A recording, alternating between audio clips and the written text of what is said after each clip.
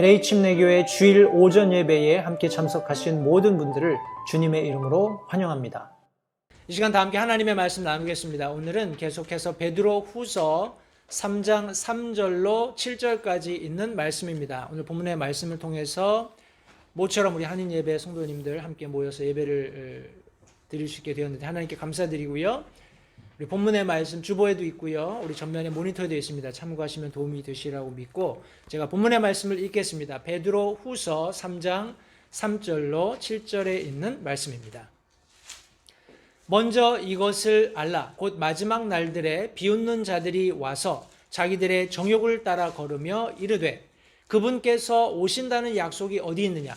조상들이 잠든 이래로 모든 것이 창조의 시작 이후부터 있었던 것 같이 그대로 계속되느니라 하리니 그들은 이 사실 즉 하나님의 말씀으로 말미암아 하늘들이 옛적부터 있었고 또 땅이 물에서 나와 물 가운데 서 있는 것을 일부러 알려하지 아니하느니라. 그것으로 말미암아 그때 있었던 세상은 물의 넘침으로 멸망하였으되 지금 있는 하늘들과 땅은 주께서 같은 말씀으로 보관하여 간직하사 경건치 아니한 사람들의 심판과 멸망의 날에 불사르기 위해 예비해 두셨느니라.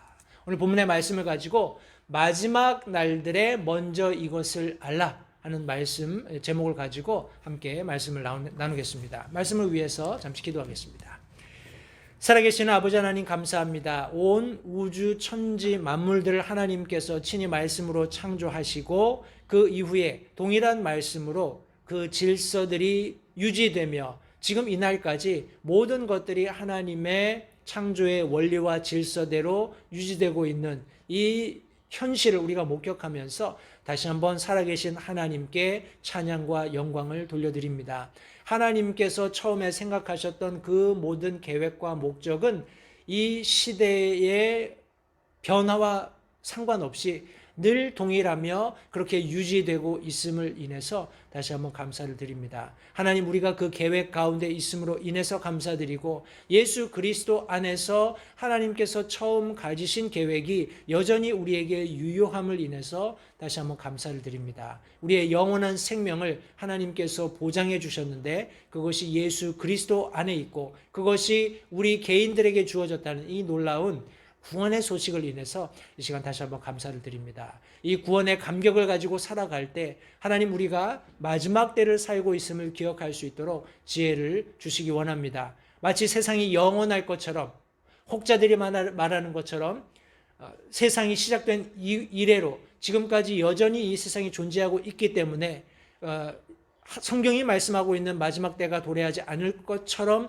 이 세상을 살아가는 세상 사람들의 무지함 속에 하나님 우리가 동조하지 않도록 도와주시고 성경이 말씀하고 있는 예수 그리스도의 재림의 그날이 있고 또 그것이 매일매일 가까이 다가오고 있다는 사실을 기억하면서 예수 그리스도의 재림을 고대하는 하나님과의 영원을 갈망하는 그런 믿음을 가지고 살아가는 우리 모든 LA 침례교회 성도님들이 되실 수 있도록 주님 도와주시기 원합니다. 이 말씀을 통해서 우리의 심령을 다시 한번 일깨우시고 마지막 때를 살아가는 지혜를 더해 주시기를 다시 한번 간절히 바라오며 예수님의 귀하신 이름으로 기도했습니다. 아멘. 자리에 앉으십시오.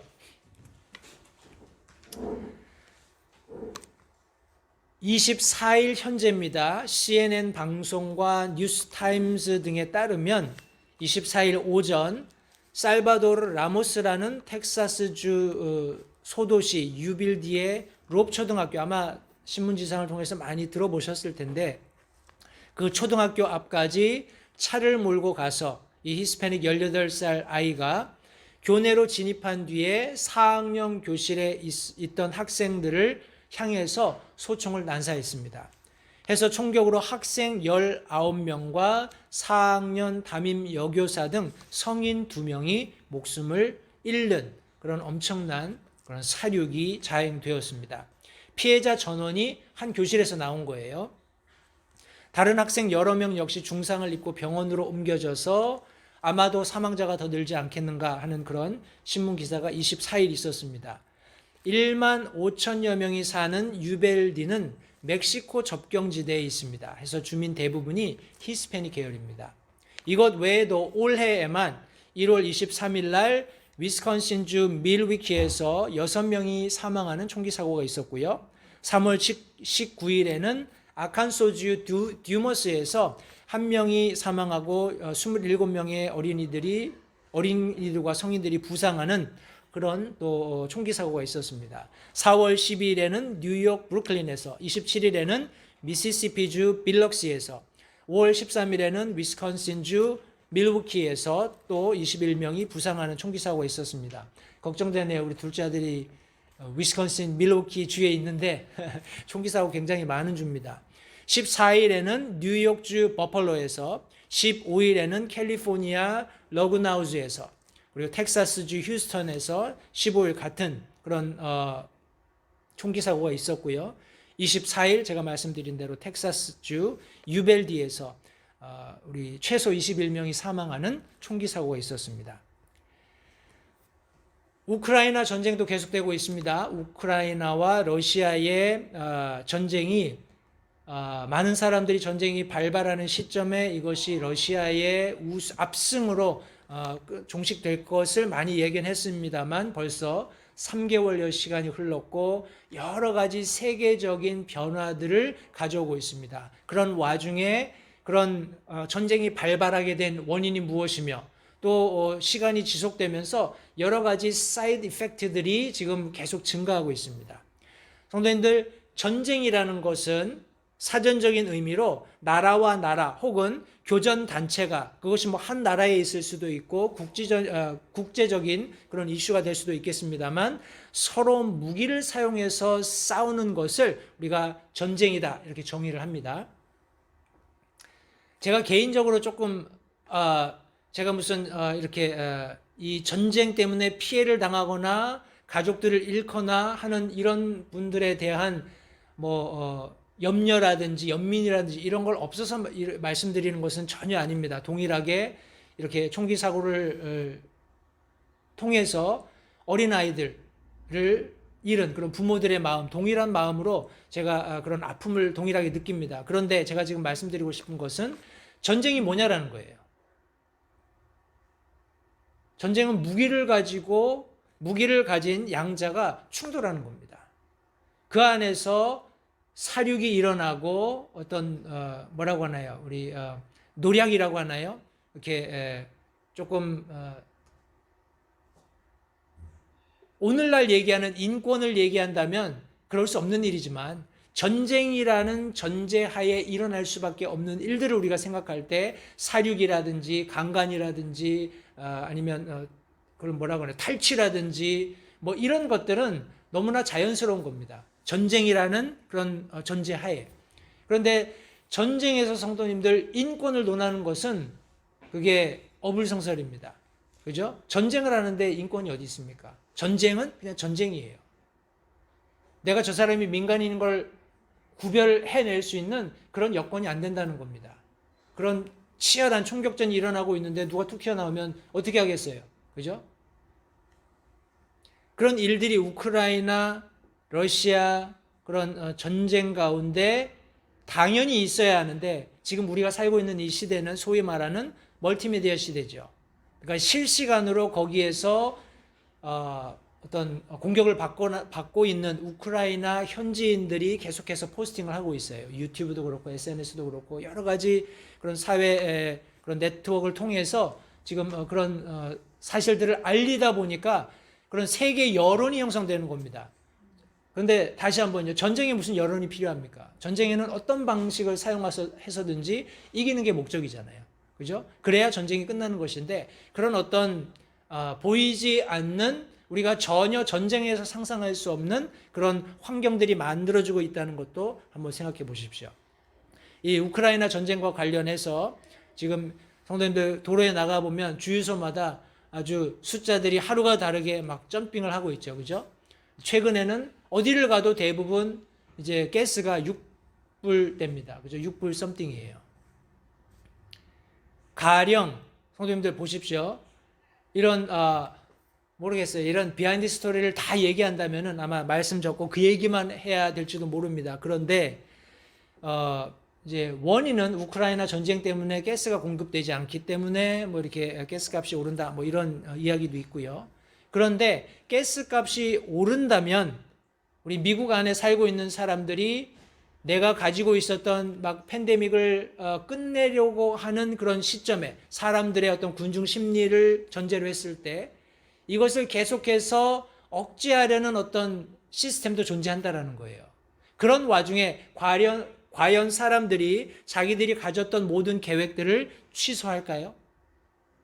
그런데 어떤 갤럽 조사에 의하면 사람들이 특별히 내일 이제 우리 메모리얼 데이고 이제 연휴가 벌써 시작이 됐죠. 우리 금요일부터 시작해서 쭉 이제 한 사나흘 여유가 시작이 됐습니다. 많은 사람들이 가스값이 아무리 높다 손 치더라도 자기들이 세웠던 계획은 반드시 이루겠다. 다시 말해서 이제 여행을 나가겠다라는 거예요.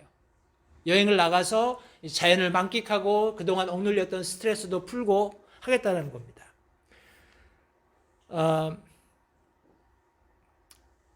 지난 그런 2년 반의 팬데믹 기간을 거치면서 억눌려 있었던 그런 어떤 통제, 이것을 벗어나서 자유를 만끽하기 위해서 사람들이 대가를 지불하겠다라는 그런 생각이 강하게 지금 여기 작용하고 있는 것입니다.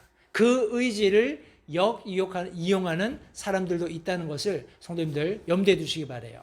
제가 이런 소위 말하는 좀 부정적이고 이런 몇 가지 뉴스를 성도님들과 나눴습니다. 그렇게 말씀을 드린 이유는 성도님들 여기 지금 성경이 말씀하고 있는 것처럼 마지막 날에 일어날 일들의 그런 어떤 핵심, 사도 베드로가 여기 마지막 날들에 이것을 알아야 된다라고 던져놓은 이 전제된 그런 어떤 팩트들을 우리가 어떤 원리로 이해할 필요가 있다는 겁니다. 이것들은 그런 어떤 마지막 날들에 일어날 우리가 알아야 할 일을 정확히 알지 못하면 이게 왜 일어나는지 이해를 못한다는 말씀이에요.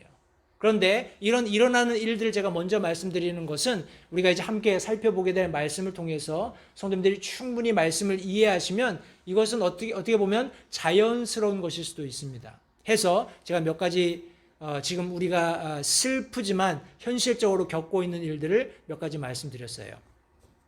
여기 성경이 말씀하고 있는 우리 마지막 날들 혹은 마지막이라고 기록된 이 성경 원어는 에스카토스라는 단어입니다. 우리 에스카톨로지 그러면은 종말론이에요. 우리 신학에서는 에스카톨로지 그러면은 종말론입니다. 혹은 말세론, 마지막 날에 일어나게 될 일들, 다시 말해서 사람이 죽고 최후의 심판이 있고 천국과 지옥이 존재하고 하는 이런 모든 일련의 과정들을 설명하는 것을 우리 종말론 혹은 말세론 이렇게 이야기를 합니다.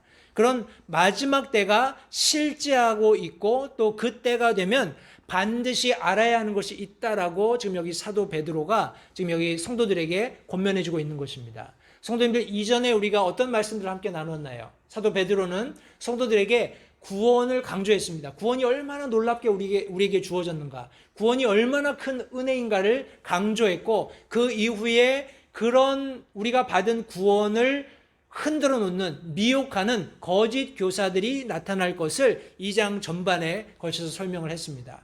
그러면서 다시 3장으로 와서 그것을 강조했습니다.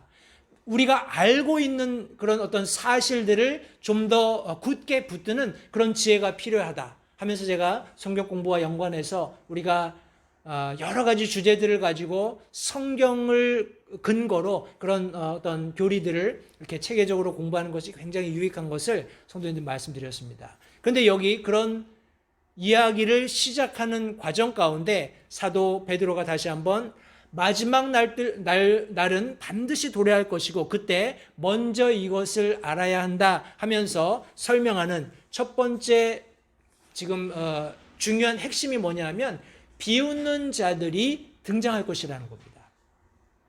비웃는 자들이 등장할 것이다. 여기 비웃는 자들이라고 성경이 설명한 이 대상들은 대개의 경우 성경에서 거짓 교사들을 의미합니다. 성도님들, 거짓 교사들은 하나님을 대적하는 가장 크고 집중된 전략이 무엇이냐면, 이들이 가지고 있는 전략이 무엇이냐면 인본주의예요. 우리 사전적으로 인본주의라 함은 우리 철학 사유체계의 근원으로서 모든 것을 생각할 때 인간의 존재를 중요시하고 인간의 능력, 성품, 그리고 인간의 현재적 소망과 행복을 귀중하게 생각하는 정신이다라고 사전이 의미하고 있습니다. 이것이 인문주의 혹은 인본주의입니다. 우리 휴머니즘이라고 하죠. 성도님들, 이 거짓 교사들은 성경이 가르치고 있는 하나님 중심의 사상을 조롱합니다. 그것을 비웃어요. 그리고 그것과 정반대되는 것을 가르칩니다. 인간이 중심이다. 신이 중심이 아니라 인간이 중심이라고 가르치고 있습니다. 잠언 14장 6절 말씀은 비웃는 자는 지혜를 구하여도 얻지 못하거니와 지식은 깨닫는 자에게 쉬우니라 라고 말씀하고 있습니다. 성도님들, 저와 여러분들은 절대 하나님의 말씀에 대해서 비웃는 자 혹은 조롱하는 혹은 조소하는 태도를 절대 가져서는 안 됩니다. 하나님의 말씀이 전달되었을 때 정말 그 말씀이 내게 무엇을 가르치시는지 겸허한 자세로 겸손한 모습으로 그 말씀을 받아들일 때 성도님들, 우리가 쉽게 하나님의 말씀을 이해할 수 있는 거예요. 이런 비웃는 자들, 조소하는 이런 거짓 교사들은 지혜를 구하지만 마치 저들이 굉장히 지혜가 있는 것처럼 어떤 인간 중심의 사상을 이야기합니다. 그러나 그들은 절대 하나님이 말씀하고 계시는 지혜, 하나님이 마땅히 알아야 할 지혜를 얻지 못한다고 성경이 분명히 말씀해 주고 있는 것입니다. 여기 이 비웃는 자들이 등장할 것에 대해서 사도 베드로가 여기 설명하면서 한 4가지 정도 이 비웃는 자들의 어떤 우리가 함께 알아야 할 것들을 여기 설명해 놓았습니다. 첫 번째 것이 무엇이냐면 비웃는 자들의 특징이에요. 비웃는 자들의 특징입니다. 과연 비웃는 자들이 어떤 특징을 가지고 있을까요? 우리 성경 말씀에 보시면 3절 말씀에 먼저 이것을 알라 곧 마지막 날들에 비웃는 자들이 와서 자기들의 정욕을 따라 걸으며, 자기들의 정욕, 여기 정욕들이라고 설명된 단어는 우리 자기가 애착을 가지고 있는 거예요. 그것을 추구하는 겁니다. 근데 대개의 경우 금지된 것들입니다. 우리 아담과 하와가 에덴 동산에 있으면서 하나님께서 금하신 것을 사탄이 보게 하고 거기에 애착을 갖는, 거기에 집중하는 그런 모습 속에서 성도님들, 이런 정욕이란 단어가 시작되었다는 것을 잊지 마시기 바라요. 요한 1서 말씀해 보시면 2장 15절부터 17절에 세상이나 세상에 있는 것들을 사랑하지 말라. 어떤 사람이 세상을 사랑하면 아버지의 사랑이 그 속에 있지 아니하니 세상에 있는 모든 것, 즉 육신의 정욕, 안목의 정욕, 인생의 자랑은 아버지에게서 나지 아니하고 세상에서 나느니라. 그러면서 여기 지금 뭐라고 말씀하시냐면 세상도 그것의 정욕도, 육신의 정욕, 안목의 정욕, 인생의 자랑, 이 모든 것들이 사라진다라고 말씀하고 있습니다. 세상도 그 정욕도 사라지되 오직 하나님의 뜻을 행하는 자는 영원토록 거하느니라. 성도님들, 이 비웃는 자들이 이런 특징을 가지고 이 세상에 나타나서 하나님의 말씀을 조롱합니다. 비웃습니다. 자신들의 정욕을 추구하는 거예요. 성도님들, 잘 한번 생각해 보십시오. 질서와 정의를 벗어난 모든 것, 인간의 의지에 의한 겁니다. 질서가 있고 자유가 있어요. 그죠? 질서가 있고 정의가 있습니다. 그것은 대개의 경우 성문화되어서 법으로 지정되어 있잖아요. 그런데 사람들이 의지적으로 자신의 유익만을 위해서 그것을 변화시켜가는 거예요. 그런 예들이 너무 많지 않습니까? 우리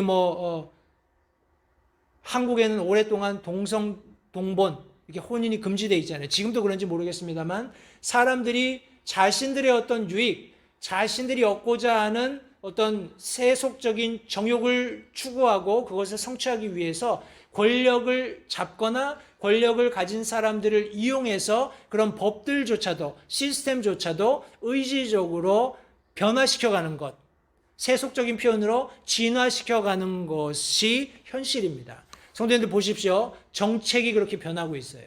여러 가지 단체들이 생겨서 사회적인 그런 어떤 변화를 모색하기도 합니다. 사상이 생겨나고요. 여러 사람들이 자기가 옳다고 주장하기 시작해요. 그러면 많은 사람들이 동조합니다. 그러면 자연스럽게 우리가 기존에 가지고 있었던 질서, 정의 이런 벽들이 허물어지는 거예요.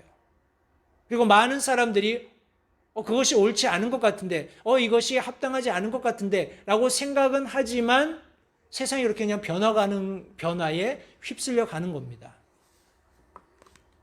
앞서 설명드렸던 총기 사고라든지 우크라이나 러시아 전쟁이라든지 아니면 원유값 폭등이라든지 또 그 이외의 다양한 것들, 성도님들 지금 코비드에 이어서 무슨 원숭이에서 시발된 그런 또 병들 때문에 또 세상이 들썩들썩하고 있습니다. 이제 국제적인 게 아니에요. 전 세계적으로 그런 영향력들이 파급되고 있는 겁니다. 이런 모든 것들의 이면에 성도님들 질서와 정의가 있어야 함에도 불구하고 그것들이 서서히 파괴되고 있는 그 벽들이 무너지고 있는 것을 유심히 한번 들여다보시기 바랍니다.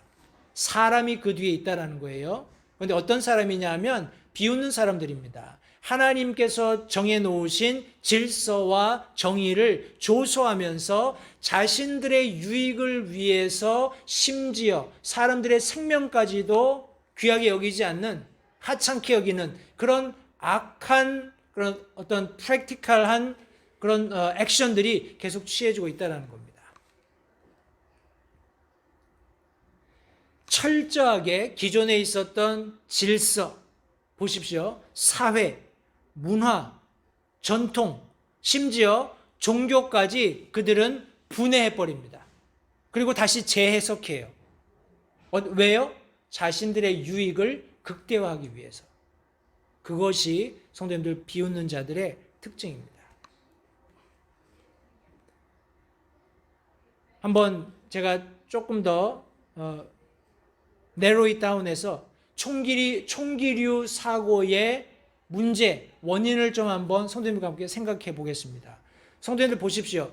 총기 소유 자체가 문제일까요? 어떻게 생각하세요? 총기를 내가 소유하고 있는 것 자체가 문제가 될까요?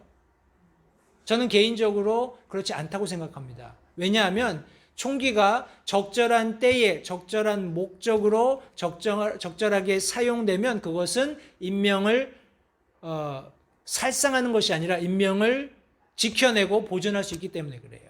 그죠? 우리 총기협회 회장인, 제가 이름은 정확히 기억이 안 납니다만 그분이 한 얘기 중에 하나가 총을 든 나쁜 사람을 통제할 수 있는 방법은 총을 든 좋은 사람뿐이다. 이렇게 이야기를 했어요. 성도님들, freedom is not free. 많이 들어보셨죠? 절대로 자유는 그냥 공짜로 주어지는 게 아닙니다. 우리가 힘을 키우고 우리가 정해진 법과 질서에 순응할 때, 다시 말해서 그것을 철저히 따를 때에 우리에게 주어지는 것이 자유라는 거예요. 그런데 실제적으로 18살짜리 아이가 총을 가졌기 때문에 문제다라고 얘기하는 것은 저는 개인적으로 그렇게 썩 훌륭한 데피니션은 아니라고 생각을 합니다. 그 아이를 어떻게 가르칠 것인가? 그 총기를 소유하는 아이가 어떻게 그 총기를 이해하고 사용하도록 가르칠 것인가 하는 것이 더 중요하다는 거예요. 다시 말해서 총을 소유하는 사람, 총을 소유하지 않은 사람에게는 필요 없겠지만 총을 소유한 사람이 가져야 하는 정의가 뭐고 질서가 무엇인지, 따라야 할 법이 무엇인지를 정확하게 가르치고 그것이 어겨졌을 때 어떤 처벌이 따르는지를 정확하게 제공해 주었다면 성도님들이 그것은 전혀 다른 문제로 귀착될 수 있다는 겁니다. 아이들 보십시오. 지금 그 또래 아이들, 10대 우리 흔히 얘기하는 청소년들, 맨 하는 게임이 뭡니까? 다 총 쏘는 게임들이잖아요. 스나이퍼 게임 이런 것들 하잖아요. 그죠? 피가 튀고 자기가 숨고 하는 이런 어떤 액션들 속에서 희열감을 느끼는데 실제로 자기가 총을 가지게 되면 통제할 수 있는 그런 능력이 생길까요? 저절로? 절대 그렇지 않죠. 얼마나 악한 그런 어떤 세력들이 지금 특별히 자라나고 있는 우리 청소년들 뒤에서 아주 음흉하게 아이들의 생각을 지금 브레인워시하고 있는지 다시 한번 생각해 볼 그런 때라고 생각을 합니다. 성도님들, 여기 사도 베드로는 틀림없이 비웃는 자들이 등장하게 될 것인데 그들이 이와 같은 특징을 가지고 나타나게 될 것이다 라고 이야기하고 있습니다. 어떻게 해요? 자신의 정욕에 가득 찬 그것을 추구하면서 그것을 어떻게 채우기 위해서 그것만을 따르는 그런 모습으로 드러나게 될 것을 여기 지금 성경에 말씀하고 있습니다. 더 나아가서 비웃는 자들이 조롱한다라고 성경에 언급하고 있습니다. 성도님들, 그들이 조롱하는 것이 무엇입니까? 4절 말씀해 보시면 이르되 그분께서 다시 오신다는 약속이 어디 있느냐? 뭐죠? 재림입니다. 예수 그리스도의 재림을 조롱하는 거예요. 성경이 말씀하고 있는 하나님께서 예수 그리스도를 죽은 자들로부터 살리신 이후에 공중으로 들려 올라가신 것을 많은 사람들이 보았고 그것을 아이위트니싱을 했을 뿐만 아니라 성경에 기록해서 많은 사람들이 믿게 되었는데 여전히 이 비웃는 자들은 그 약속을 조롱한다라는 겁니다. 조상들이 잠든 이래로 모든 것이 창조의 시작 이후부터 있었던 것 같이 그대로 계속되고 있는데 무슨 예수님이 재림을 하고 세상이 끝나고 그런 일들이 있겠냐라는 그런 조롱을 여기 지금 한다라는 겁니다. 성도님들, 예수님께서 말씀하셨습니다. 요한복음 14장 3절에 가서 너희를 위해 처소를 예비하면 내가 다시 와서 너희를 내게로 받아들여 내가 있는 곳에 거기에 너희도 있게 하리라. 저와 여러분들을 향한 예수 그리스도의 약속입니다. 때가 되면, 정하신 때가 되면 처소를 예비하시고 나서 다시 오셔서 예수님께서 내게로 받아들이고 내가 있는 곳에 너희도 있게 하겠다라고 약속하셨어요. 이 동일한 약속을 잠깐 잊어버린 사람들이 있었습니다. 우리 초대교회 성도들이에요. 예수님께서 공중으로 들려 가시는 것을 보고서 와 하고 지금 하늘을 구경하고 있었던 때에 천사들이 이렇게 얘기합니다. 너희 갈릴리 사람들아, 너희가 어찌하여 서서 하늘을 바라보느냐? 너희를 떠나 하늘로 들려 올라가신 이 동일한 예수님께서는 너희가 그분께서 하늘로 들어가심을 본 그대로 오시리라 하니라. 성도들, 예수님께서 다시 오시겠다고 약속하셨어요. 그 약속을 잠시 잊고 놀라운 광경을 쳐다보고 있었던 사람들에게 천사가 다시 한번 언급합니다. 뭘 그렇게 열심히 쳐다보느냐? 하늘로 올라가신 예수님께서는 너희가 본 그대로, 올라가신 것을 본 그대로 다시 오실 것이다. 그 약속을 믿고 가서 힘써 복음을 전하라고 여기 지금 말씀에 기록해 놓고 계신 것입니다. 성도님들, 하나님께서 많은 약속을 주셨어요. 하나님께서 이런 재림의 약속만 주신 것이 아니라 믿는 그리스도인들에게 이 성경에 당신의 약속을 정말 차고 넘치도록 주셨다는 말씀입니다. 제가 한 가지 예를 들어서 설명을 한번 해보겠습니다. 사무엘상 17장 47절 말씀해 보시면 다윗이 골리앗과 대치하는 장면이 나옵니다. 그죠? 그때 다윗이 무엇이라고 골리앗에게 얘기하는가 하면 주께서 칼이나 창으로 구원하지 아니하심을 이 모인 무리가 알게 하리라 하면서 전쟁은 주께 속한 것인즉 그분께서 너희를 위해 죄송합니다. 제가 손으로 타이핑을 쳐가서 너희를 내 손에 넘겨주시리라 라고 여기 지금 말씀을 하고 있습니다. 성도님들 보십시오. 다윗이 가령 하나님께서 전쟁을 주관하신다라는 것을 알았어요.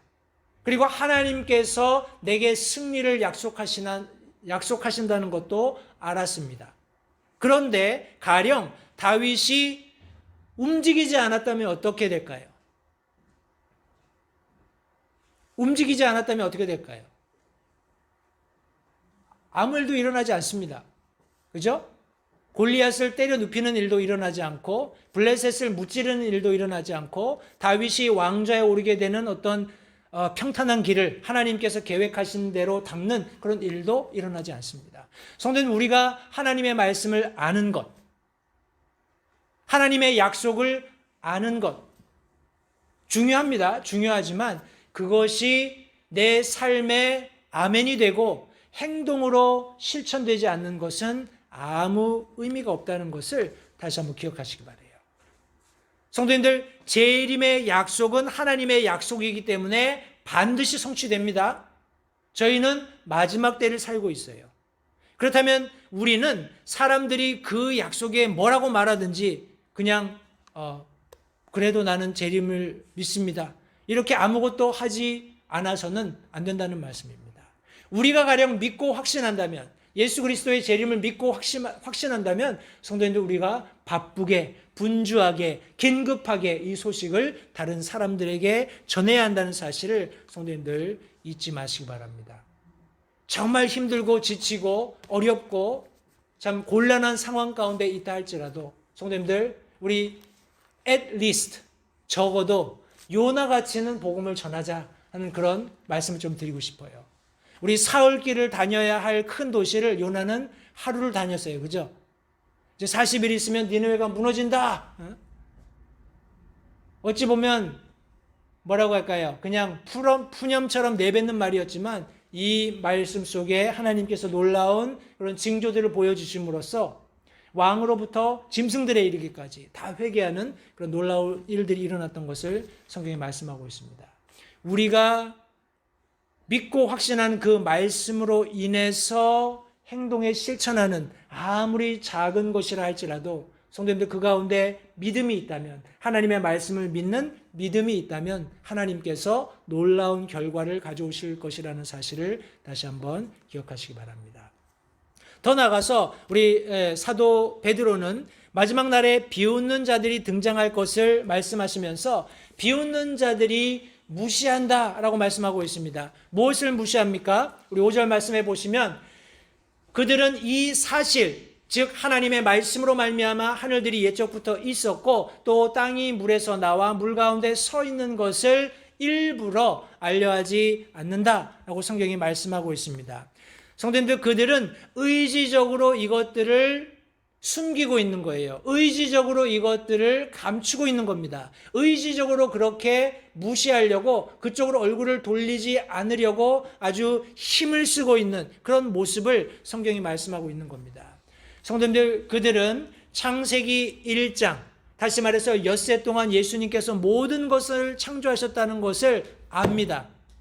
그리고 창세기 2장에 좀 더 구체적으로 하나님께서 창조를 통해서 인간을 만들어내셨다는 것도 알아요. 그런데 그것을 의지적으로 무시하는 겁니다. 그러면서 어떻게 이런 어떤 창조의 질서들에 대응하는 거 아니, 이것들을 다 분해해버리는 겁니다. 그리고 빅뱅이라는 티어리를 가지고 우리 재해석하는 거예요. 사람은 혹은 세상은 신이 창조한 것이 아니라 어떤 힘에 의해서 시발이 되었고 그것이 진화되어서 오늘날에 우리를 만든 것이고 우리가 이렇게 존재하는 것이다, 이렇게 이야기를 하는 겁니다. 그런데 놀랍게도 사람들이 그걸 믿어요. 혹자는 이야기합니다. 창조론을 믿던 진화론을 믿건 믿음이 필요하다. 그죠? 우리는 어차피 양자 모두 보지 못했어요. 그죠? 그러나 성경은 하나님께서 창조 어떻게 하셨는지를 명확하게 설명하고 있습니다. 그런데 진화론자들은 그렇게 할 수 없어요. 그냥 자기들의 어떤 상상 속에서 여러 가지 스토리들을 만들어내는 것 뿐입니다. 성도님들, 이런 악한 세대를 바라보시는 하나님께서 어떤 생각을 하실지를 우리 창세기 6장 말씀을 통해서 한번 엿보겠습니다. 창세기 6장 5절부터 7절 말씀해 보시면 하나님께서 사람의 사악함이 땅에서 커지고 또 그의 마음에서 생각하여 상상하는 모든 것이 항상 악할 뿐임을 보시고 주께서 이르시되 내가 창조한 사람을 지면에서 멸하되 사람과 짐승과 기는 것과 공중의 날짐승까지 다 그리하리니 이는 내가 그것들을 만든 것으로 인해 슬퍼하기 때문이라 하시니라. 성도님들, 이 하나님의 결단으로 인해서 첫 번째 세상이 물로 멸망된 것을 성경이 말씀하고 있습니다. 그런데 아직 이 조롱하는 자들, 하나님을 비웃는 자들, 이 거짓 교사들은 분명하게 하나님께서 말씀하신 말씀이 있고 그 말씀이 분명하게 성취되었음에도 불구하고 그것을 알고 있음에도 불구하고 그것을 철저히 무시하고 조롱하고 비웃는다라고 성경이 말씀하고 있는 것입니다. 때문에 사도 베드로는 이 비웃는 자들이 등장할 것을 말씀하실 때에 마지막으로 그들이 어떤 결말을 맞이하게 될지도 설명해 주고 있습니다.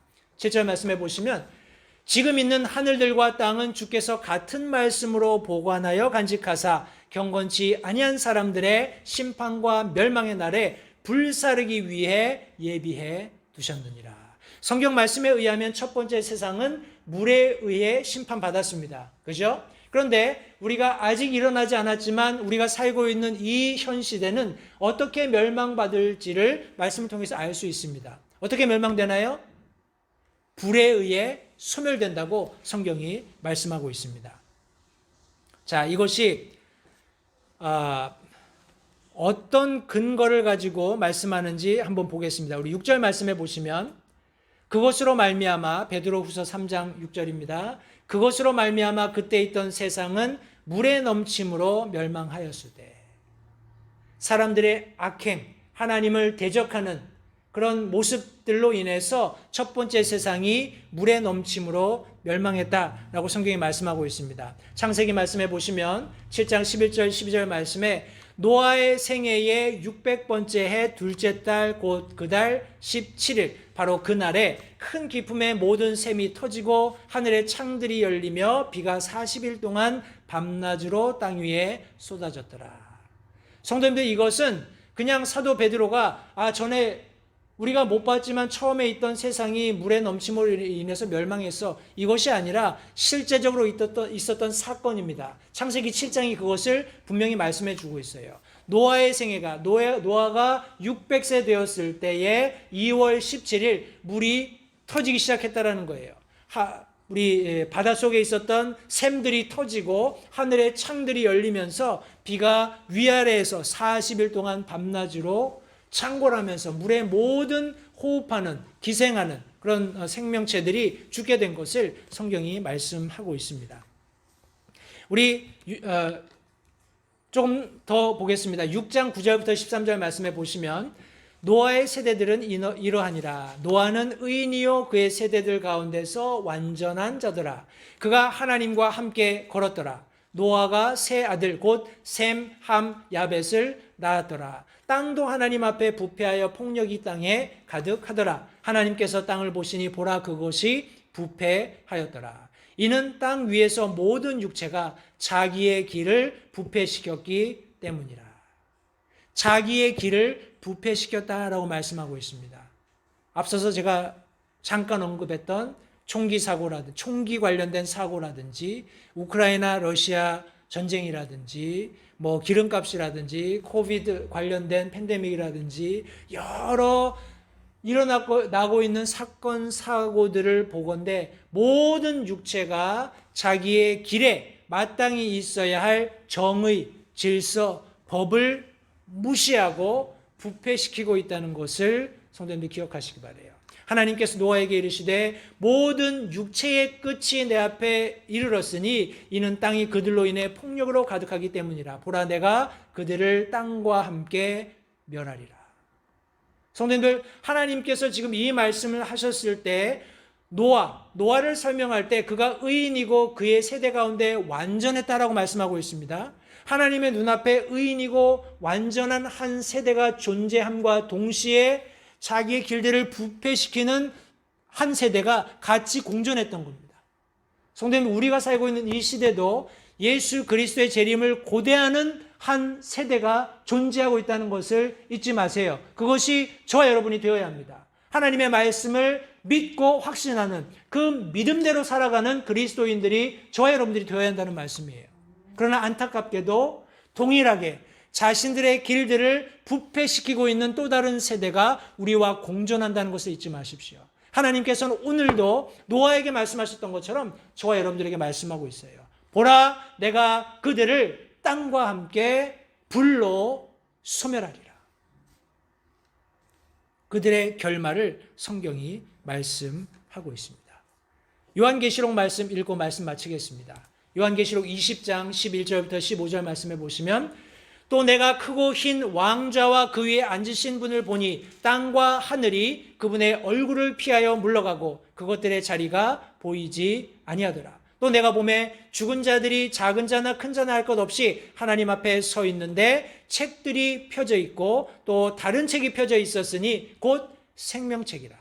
죽은 자들이 자기 행위들에 따라 책들에 기록된 것들에 근거하여 심판을 받았더라. 바다가 자기 속에 있던 죽은 자들을 내주고 또 사망과 지옥도 자기 속에 있던 죽은 자들을 넘겨주매 그들이 각각 자기 행위들에 따라 심판을 받았고 사망과 지옥도 불호수에 던져졌더라. 이것은 둘째 사망이라. 누구든지 생명책에 기록된 것으로 드러나지 않는 자는 불호수에 던져졌더라. 성도님들, 저와 여러분들의 이름이 생명책에 기록된 것으로 기뻐하시고 감사하시게 되기 바랍니다.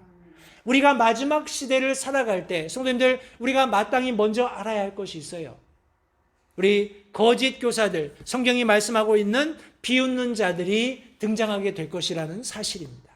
성도님들, 많은 사람들이 하나님을 배척하면서 하나님의 말씀에 비웃음을 지금 지으면서 믿는 그리스도인들을 대적하고 있습니다. 저와 여러분들이 믿는 이 믿음을 조소하고 있어요. 그러나 성도님들 잊지 마십시오. 저와 여러분들은 구원받았고 하나님께서 주신 영원한 생명의 소망이 있으며 예수 그리스도께서 약속대로 재림하실 때 우리는 공중에 들림받아서 주님과 혼인잔치를 하게 될 것을 성경은 말씀하셨고 약속하셨습니다. 성도님들, 그것이 저와 여러분들이 믿고 확신하는 하나님의 말씀이며 불변하는 하나님의 약속이라면 저와 여러분들의 삶은 달라야 합니다. 저와 여러분들의 삶은 이 세상에 속한 사람들과 같은 삶을 사는 것이 아니라 우리의 모든 소망이 하늘에 있는, 하늘에 우리의 소망을 두고 살아가는 그런 그리스도인의 삶을 살아야 한다는 것을 다시 한번 잊지 마시기 바랍니다. 조소하는 자들이 등장할 것입니다. 그들이 어떤 특징을 가지고 무엇을 조롱하고 무엇을 무시하며 그들이 어떤 결말을 맞게 될지 성경은 이미 다 말씀하고 있습니다. 성도님들, 그들이 어떻게 행동하든지 그들이 어떻게 이 세상을 더럽혀가고 그들의 길들을 부패시켜 가든지 저와 여러분들은 하나님의 말씀에 따라서 진리대로 믿고 확신하며 그렇게 걸어서 마지막 날 우리가 먼저 알아야 할 것들을 마땅히 알면서 살아가서 하나님께 영광 돌리고 주님 오실 때 우리 잘했다고 칭찬받는 우리 모든 LH 침례교회 성도님들이 되시기를 다시 한번 간절히 바랍니다. 기도하겠습니다.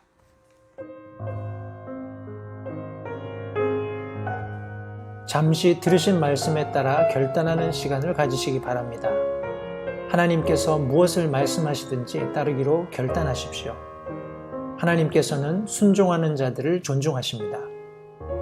아직 예수님을 개인의 구주로 영접하신 사실이 없으시다면 자신이 죄인됨을 인정하며 하나님께 나오는 자들을 하나님께서 받아주신다는 확실한 말씀에 근거하여 다음과 같이 기도하십시오. 하나님, 나는 죄인입니다. 나는 내 죄로 인해 죽을 수밖에 없음을 압니다. 그러나 예수님께서 내 죄를 위해 십자가에서 피 흘려 죽으시고 사흘 만에 다시 살아나셔서 내 죄값을 모두 지불하셨고 내게 새로운 생명을 약속하셨음을 믿습니다. 지금 이 순간 예수님을 내 마음에 모셔드립니다. 내 마음에 오셔서 나의 주와 그리스도가 되어주십시오. 예수님 이름으로 기도했습니다. 다음과 같이 기도하셨다면 여러분은 성경 말씀대로 구원을 받으셨습니다. 계속해서 주 안에서 함께 자라가는 복된 교제가 있기를 간절히 바랍니다.